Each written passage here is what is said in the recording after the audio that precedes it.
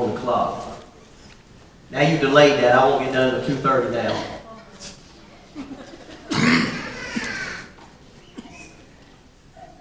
As we begin to celebrate, as we begin to think about this holiday of reverencing our fathers and talking about our fathers, talking about men in general, because if you're not a father now, hopefully one day you will be a father.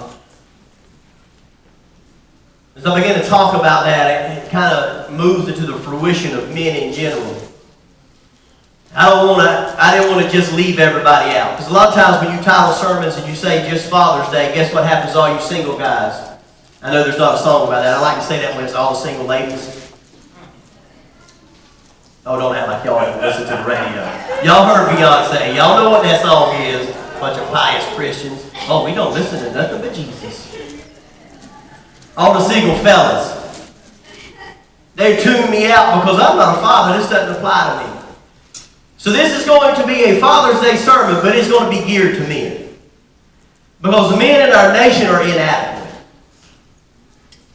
Let me say that again.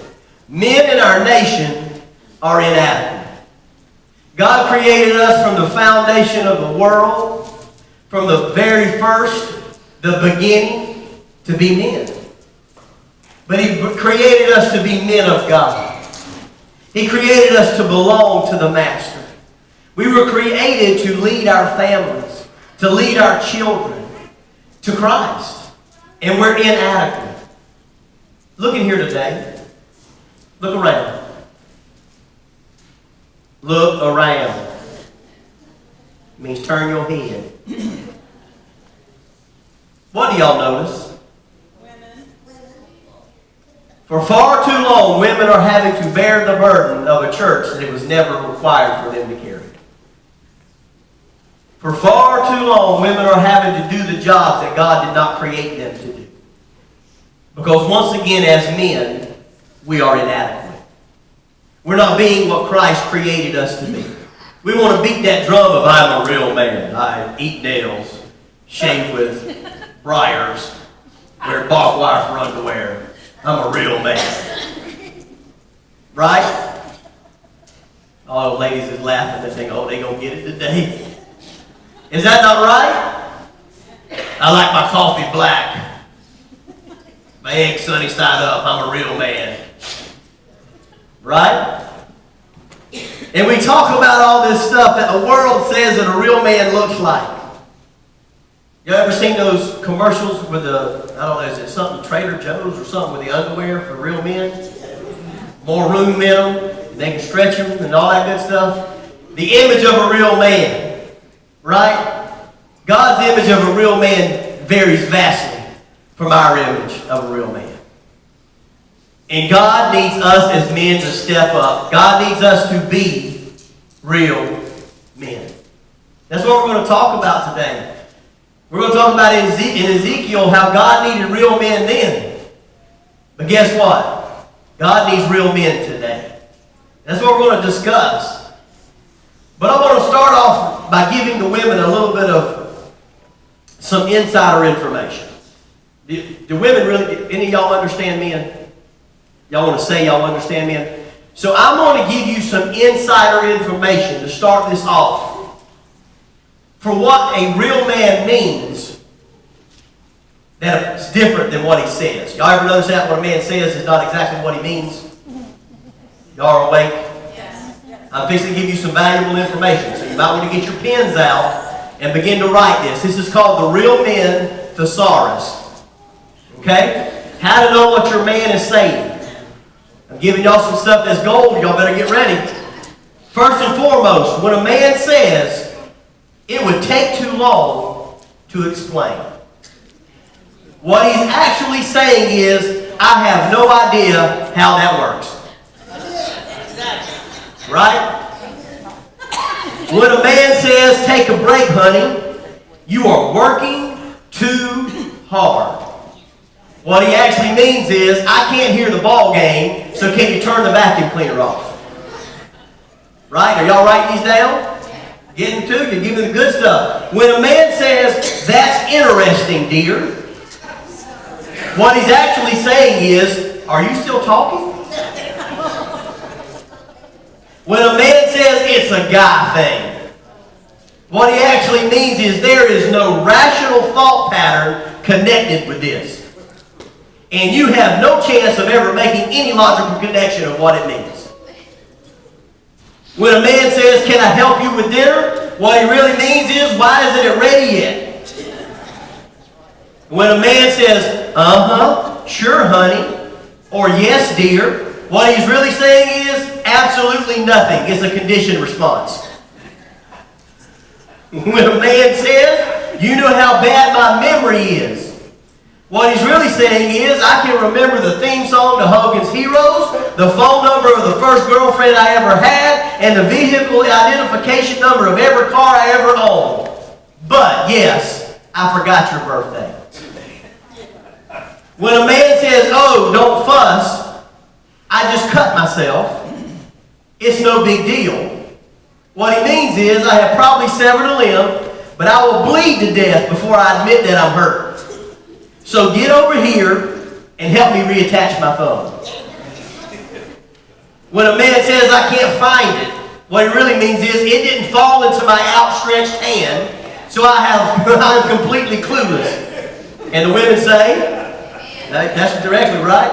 When a man says, I heard you, what he actually means is, I haven't the foggiest clue what you just said, and I am hoping desperately that I can fake it well enough so that you will not spend the next 3 days yelling at me. Amen, brothers? It's hard. When a man says, you know I could never love anyone else, what he means is, I am used to the way that you yell at me and realize it could be worse. You're supposed to do this on Mother's Day. When a man says you look terrific, what he means is, oh, please don't try one more outfit on. We're late and I'm starving. When a man says I'm lost, I'm not lost. I know exactly where we are. What he means is no one will ever see you alive again. When a man says I don't think I can go today, he means shopping is not a sport. And no, I am never going to think of it that way. And when a man says, I don't remember saying that, what he actually means is anything I may have said 6 months ago is inadmissible in an argument. In fact, all past comments become null and void after 7 days. And when a man said, that's not what I meant, what he really is saying, if something I said can be interpreted 2 ways, and one of them makes you sad, cry, or angry, I meant the other one. So I have given you some indications of what it really means when your man talks. Because we all want to say that women are hard to figure, but men are just as complex, aren't we? Right? Because we all live with a persona of living up to being what? Real men. Real men don't cry, right? Is that what they say? Real men don't wear pink. Real men what? Y'all know anymore? Fish, hunt, watch ball games, sit on the couch, take out the trash. Real men do all these things that the world tells us that we're supposed to fall in line with. But we're going to talk about what God says a real man looks like. Who wants to be a real man for God? Go ahead and tell you, if you want your family to run the way God intended it to be, you better step up and become a real man. Because far too often we're trying to put on a persona of something that we were never created to be. Because when you take Christ out of your personal relationship and out of your family, you're not a real man. And if you're not seeking and following God, guess what? You're not a real man. I know some of you right now got the hackles up. He just said, I'm not a man. I'm not saying it. God says it. And we're going to see in Ezekiel exactly what he means and what we're talking about here. Stand with me to your feet as we turn to Ezekiel 22. Ezekiel 22.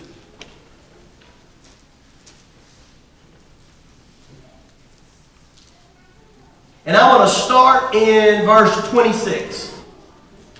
22, verse 26.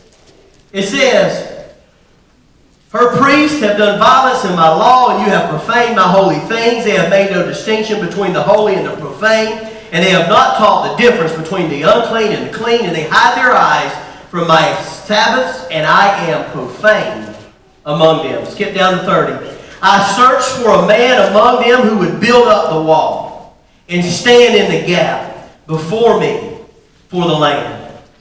So I would not destroy it, but I found no one. Dear Heavenly Father God, I pray that you will make me less so that you can be more. Give me the words that we need to hear. I pray, God, that right now that the hearts of the people in here begin to soften to your word. In Christ's name I pray. Amen. We see here that God is requiring and asking something in Ezekiel. The people of Israel have become profane.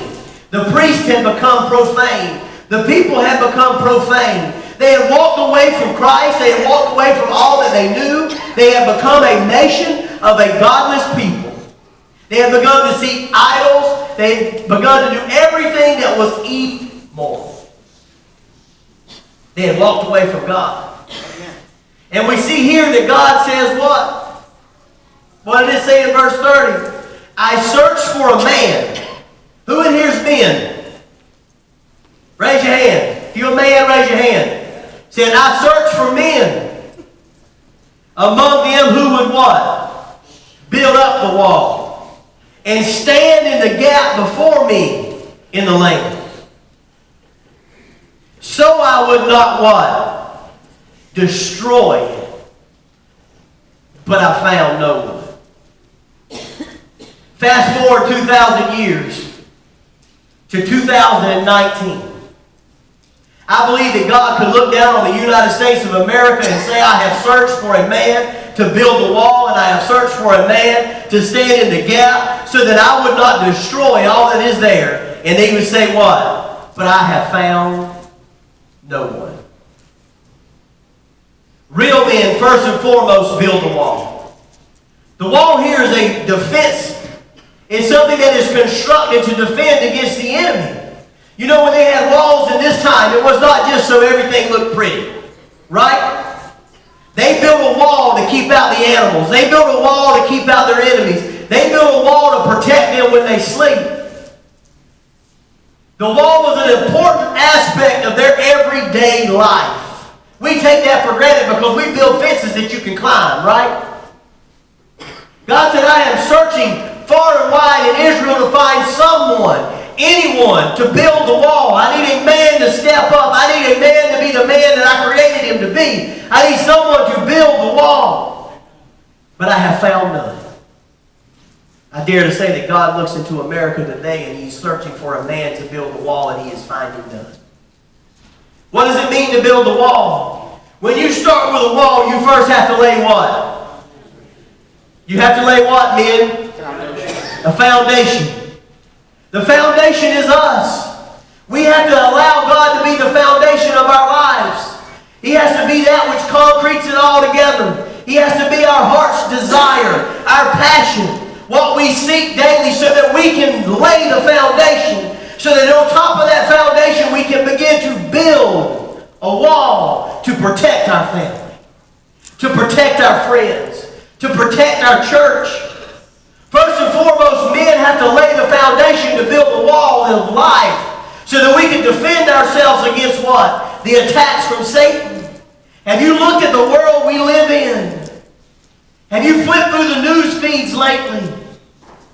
We need men to step up and begin to lay the foundation so that we can start building the wall of faith in our families. Build a wall of faith in our churches. Build a wall of faith in America. Not only do you need a foundation in order to build a wall, but you also need what? Mortar, right? Because in this picture, we are the bricks. We are the pieces that fit together in order to construct a wall of faith. And God is saying, one, you have to have a foundation of who I am in your life as a man. I have to be the most important thing to you. But not only do you have to be the foundation of that, but also you have to be the mortar that holds all this stuff together. We are building walls with no foundation. We're building walls with no mortar. And then we wonder why it is crumbling around us. Because we don't have time in our busy schedule to commit anything to God. And you know I work hard during the week, God. So I've earned the right to go fishing on Saturday and Sunday. And God, you know my wife expects certain things. So in order to meet that need, I have to go and work 24 hours a day, 7 days a week. I don't have the time to spend time with my children. We are so busy building the walls of everything else. We are so busy building the walls of our financial status. We are so busy building the walls of our recreational time. We are so busy building the walls of just hobbies and crafts and all the things that we put ahead of God. We are so busy constructing those walls, all the while the wall of faith, the most important wall that guards our family, that guards our hearts, and guards our lives, is falling in around us. And we throw up our hands and say, why are the things the way that they are? Because we're not building the wall. Real men build a spiritual wall in their lives. Real men construct that wall of faith. Real men stand there and build what is the foundation of who we are. Most churches today are ran by women. True or false? Did God create it to be that way? So if the church is not functioning according to the way God created it, why is it not? Because the men aren't doing what they need to do. I know this ain't popular. Some of y'all probably wish y'all went fishing this morning, eh? We have dropped the ball as men. But we want to stand in the face of everybody and say, I'm a real man. All the while we're letting our families die and go to hell. All the while we're letting our church go without workers, go without people leading. All the while that we are losing our children day by day. They don't even know us anymore because of the schedules we keep. But we are real men. One day we're going to die and stand before the Lord Jesus Christ. And I think He's going to look at us and begin to pinpoint our inadequacies. Lord, I knew you. I went to church at least one service out of 4. I read my Bible when I was in need. I prayed when there was something I had to ask for. And He's going to look us in the face and say, I did not know you because you were more concerned with building everything else but what? My wall. Real men, guess what? We build the wall. We build that foundation. We show up when it's hard. We show up when we're tired. We show up when we want to stay home. Why? Because we love Jesus Christ and we want our family to have the example of that.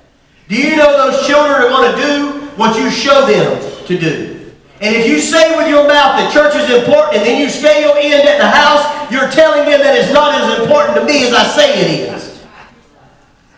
Because real men do what they say they're going to do. When a real man tells you he's committed, he shows up. Children aren't stupid, folks. Children aren't stupid. Real men construct the wall. Not only do we see here that Ezekiel was looking for real men to build the wall, we see that also he needed some real men to what? Stand in the gap.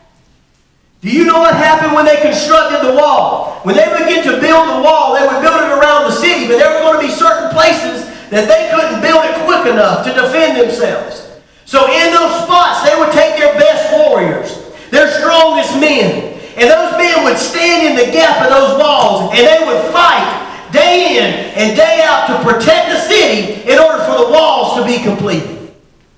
Not only do we need men in here today to begin to build the spiritual walls of faith in their homes, to build the spiritual walls of faith here at church, we need some men to stand up and get in the gaps. We need some warriors. We need some men of integrity, men of strength, that is willing to stand in the gap and fight the enemy to protect the city. That was an important job, wasn't it? Guess what? If nobody's standing in the gap, what's happening to the city? Satan is running wild. Why is Satan running wild in our families? Why is Satan destroying our churches? Why is Satan decimating us as men? We ain't standing in the gap. Standing in the gap means I'm protecting myself and my family, but standing in the gap also means that I'm protecting Bill. Because when Bill's walls are falling and Bill's walls are down, guess what? I'm going to stand in the gap to lift Bill up because he's struggling. Standing in the gap means that when Roy is struggling and he's having a problem, I'm going to stand in the gap for his family. Why? Because I love him and I love his family. Hey. And I love Christ. I want to stand in the gap. I want to sacrifice my time for his children. That's right. It ain't all about you. It ain't all about your situation. Not only should I be building a wall of faith in my own home, I should be standing in the gap for my brothers at church. I should be standing in the gap for those people sitting in the pews for me. I should be standing in the gap for my family members that I say that I love. I should be standing in the gap for those co-workers that are dying and going to hell because I'm not willing to live it out in front of them. I should be standing in the gap for them. God said, I need some people to build the wall, but not only do I need them to build the wall, I need them to what? Stand in the gap. I need my warriors. I need my soldiers. I need men of integrity. I need men of passion. I need men that love me more than they love life itself to stand in the gap. Because Satan is winning. Where do you think Satan attacks? Where do you think Satan attacks? The gap. The gap. And we cannot construct walls enough to protect these things. We need you to stand in the gap. Football analogy. What would happen if next week, when they start, not next week, start the season, September, it's coming. First day, Clemson trots out on the field. Trevor Lawrence walks out. No offensive line. Not a lineman to be found. He stayed at the house because he wasn't willing to stand in the gap. So Trevor has to pick the ball up and hike it to himself like he used to do in the yard, right? What's going to happen to Trevor? They'll be finding a new quarterback before the fourth quarter, right? Because no matter how good he is on his own, if there's nobody standing in the gap, guess what? He's going to fall. We got hard-working warriors of faith that are dying every day because nobody is willing to stand in the gap for them. Nobody is willing to stand in the gap with them. They're letting them fight these battles on their own, and then we wonder why they fall by the wayside. But we have more important things to do, don't we? What is more important than serving God? Is that job you have more important than serving God? Because I will tell you right now, if you're basing your life on the job that you have, if you're basing your life on your financial security at this point, it can be gone like this. And then where do you stand? Far too often as men, we put all of our value in things. You ever notice that? I'm a real man because I own a fishing boat. I'm a real man because I sit in a deer stand. And I got 30 acres to hunt. I'm a real man because I drive a Ford F-150 four-wheel drive on 38s. Up to my chest, and I have to have a ladder to climb in it because I'm 4 foot tall. You ever notice that the people that's 4'1" has got the 10-foot trucks? That's called the inferiority complex. As men, we base our value as wrapped up in the things that we have, right? I'm the best at my job. I make the most money in my house. Lord forbid if my wife makes more money than me, I feel like less of a man. So I have to work 5 times harder to beat her. You're an idiot. She's making 5 times more than me. I'm going to see if she'll let me stay at the house with the kids. But we wrap ourselves up in the material things of this world, in what this world has to offer, and when those things disappear, we as men do what? What do? If that job leaves and you can't find another one, what do? Suddenly you're no longer a man, right? In your own mind. Because we're basing it on the things that do not matter. But if we seek Christ above all else, then it will never change. And if my identity as a man rests solely in my following the Lord Jesus Christ and serving God who I belong to, that's never going to change. I'm going to be a real man day in and day out. Because the one that I serve is never going to let me down. I could lose my job. I could lose that F-150. It could fall in the water and wash away. I could lose that tree stand. I could lose that fishing boat I've got in the yard. I could lose all those things, and I feel like it makes me a man. And at the end of the day, I can still be a man because I serve the man. Who are you serving today? Because not only do real men build walls or help build a wall, real men also what? Stand in the gap. But then lastly, we see that what? What does the word serve mean? Have you ever thought about that? What does the word serve mean? To serve means sitting in the recliner saying, since you was up, can you get me some sweet tea? Y'all ever heard that? You a sensuous woman. Since you was up, go ahead and bring me some tea. Right? I am the Lord of my domain. Bring me my dinner, lady. Right? Some of y'all fellas, y'all get that kind of treatment around here? Yeah, me neither. It builds character. Get y'all a drink. Then they won't let you put the refrigerator by your recliner. I don't understand that, ladies. Let me just get on a tangent real quick before I talk about service. Why, if you won't get it for me, can I put it closer to me? Y'all ever figure that out, guys? Instead of a coffee table, why can't I put one of them mini fridges right by my recliner? That way I don't miss 1 second of the ball game. That's what I thought. Logical, right? But real men serve God.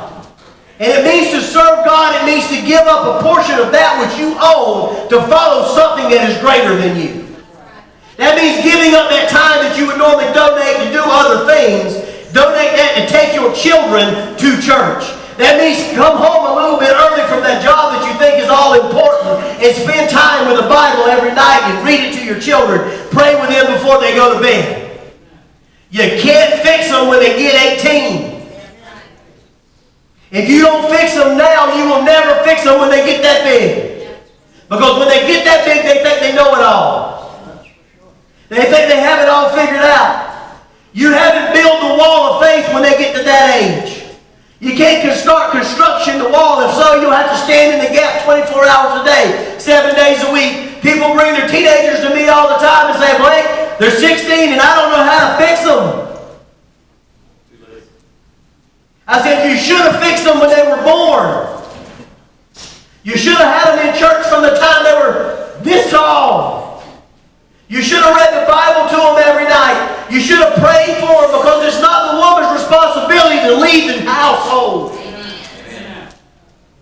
And women, it ain't your responsibility to try to claim the household. Y'all thought y'all was going to get away with it today, didn't you? I'm an equal opportunity kind of guy. That means you encourage and lift up that man when he does a good job. When he spends time with those children and opens that Bible, instead of criticizing, you need to say, you know what, honey, I am so proud that you're willing to step up as a leader in our family. And if your husband is the spiritual leader in your home, you should tell him about that.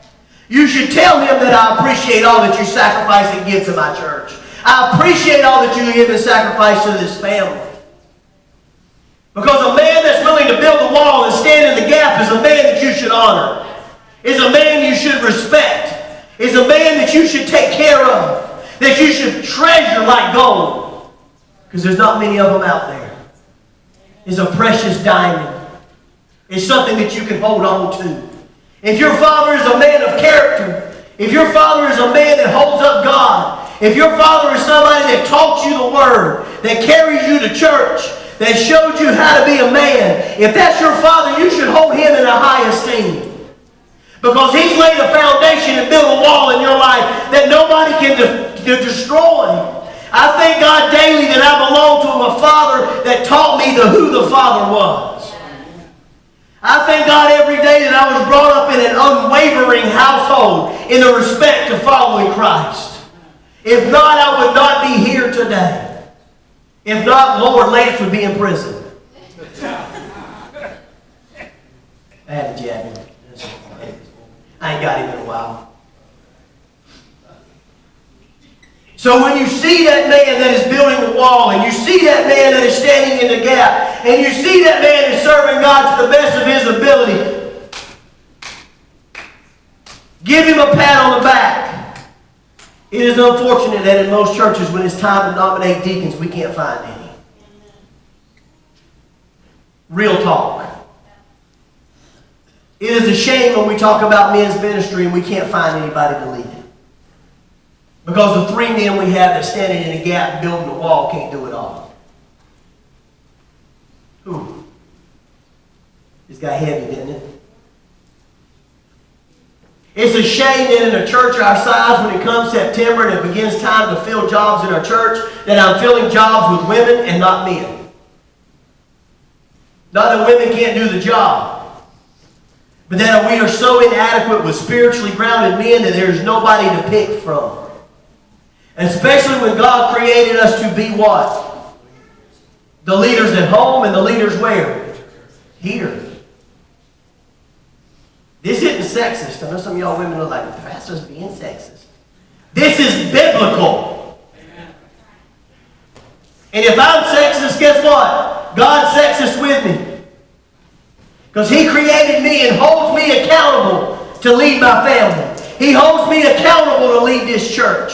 He holds me accountable to build the wall. He holds me accountable to stand in the gap. We see in this story that the men that would refuse to build the wall and stand in the gap, destroying everything because they were fulfilling a purpose that they were not created to fill. I should never have that problem. We should never have a problem in the church when it's time to have deacons and we can't find any. We should never have a problem that when it's time to have people serve in aspects of Sunday school classes and teaching and other aspects of our church that we have none. Because at the end of the day, real men build the wall, real men stand in the gap, real men what? Serve God.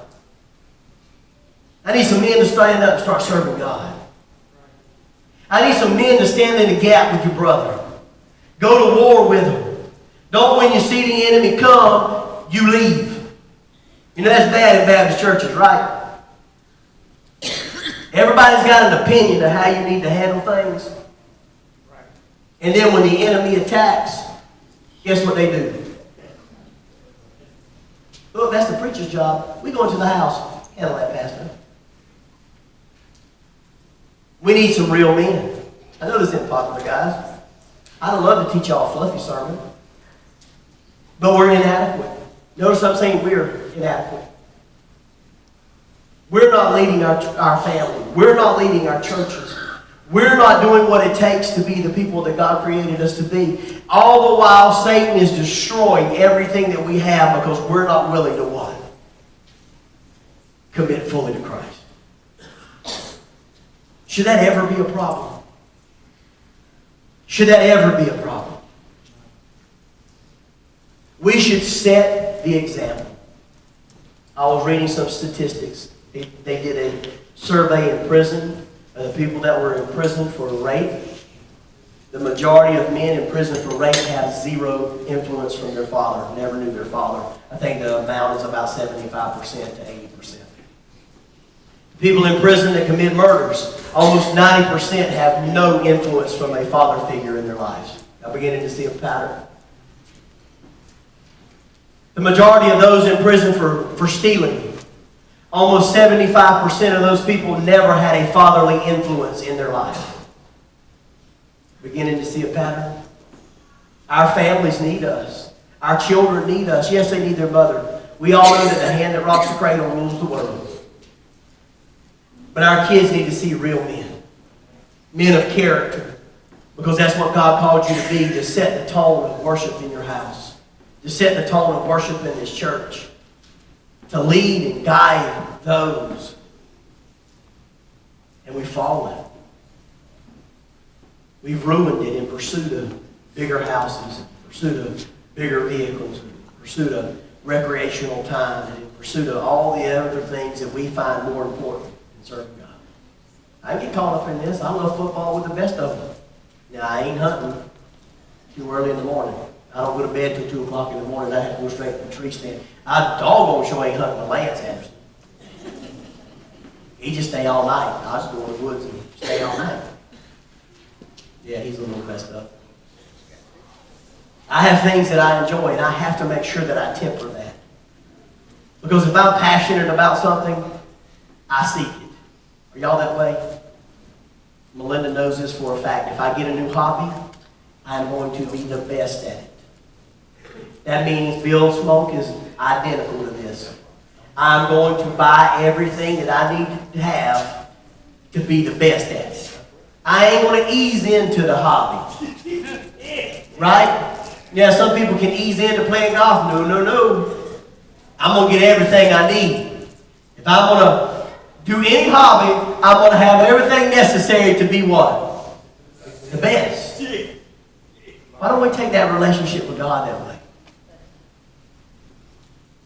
We'll go out and shop online for a bow, for an arrow, for a sight on a gun, for a new fishing lure, for a reeling rod that'll catch them 500 pounds, for braided test.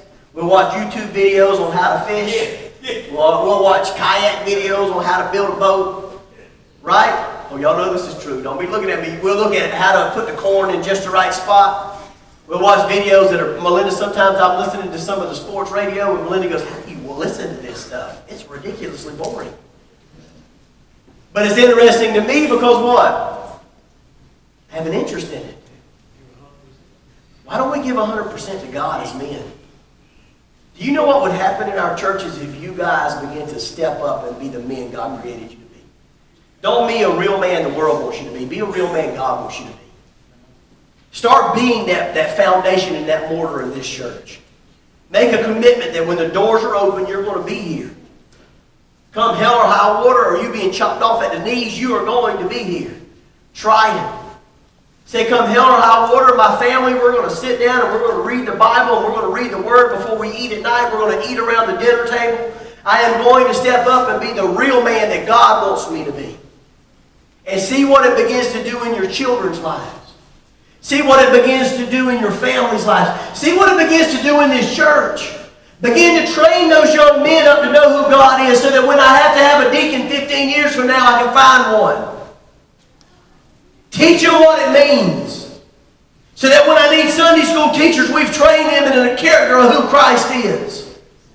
That we're not trying to educate them at 22 years old because their father wasn't willing to take the time out of his day to show them who God is. I know this is rough, but real men can handle real talk, right? And this is real talk. Begin to be the father your children deserve. Begin to be the father this church deserves. You've had your time. You had plenty of time up till today. Let's make today the day that we change.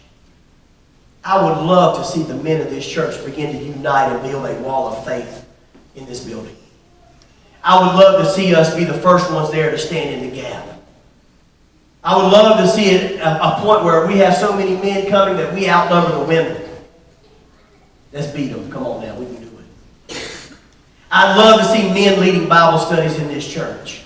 I would love to see men teaching these kids in the back. I would love to see men of character begin to show our children how to walk. Make your pastor happy for once in his life. And begin to build that wall. Begin to construct that foundation. Stand with me to your feet. I don't know where you've been in your walk with Christ, men. I don't know where you're walking. But I know some of you heard me today. Some of y'all heard me. You ever asked, your mom used to ask that all the time, or Evelyn used to. Blake, you heard me? You heard me. You know how I know you heard me? Because you won't look at me in the eyes right now. You heard me. Looking at the floor. That floor ain't got nothing that's going to help you. I can hit a moving target. I know you heard me because your face is white. All the color drained out about 2 minutes in. I know you heard me because right now you got a death grip on that pew in front of you. Because God's asking you to be a real man today. Not only do real men build a wall, and not only do real men stand in the gap. And not only do real men serve God, real men move when God tells them to move. So I don't know what God is telling you to do today, but as we sing, if He's talking to you, get down here and recommit your life and your family to Christ. Take that family with you down here. Lay hands on your children in this altar and begin to pray for their guidance. Begin to pray that you'll become the real man that you need to be to lead them. If God's pointing out the things right now where you're inadequate, don't get mad. Fix it. We as men want to hang our hats on we fix problems. Women talk about it, right? Men, y'all heard that? Raise your hand. Raise your hand if you think that. Come on now. We talk around the water cooler. I know what y'all believe. Real men are problem fixers. Women are talking about the problem while we fixing it. Well, guess what? It's time to fix the problems. So as the music plays, move. Don't be too proud. Don't be too proud to move.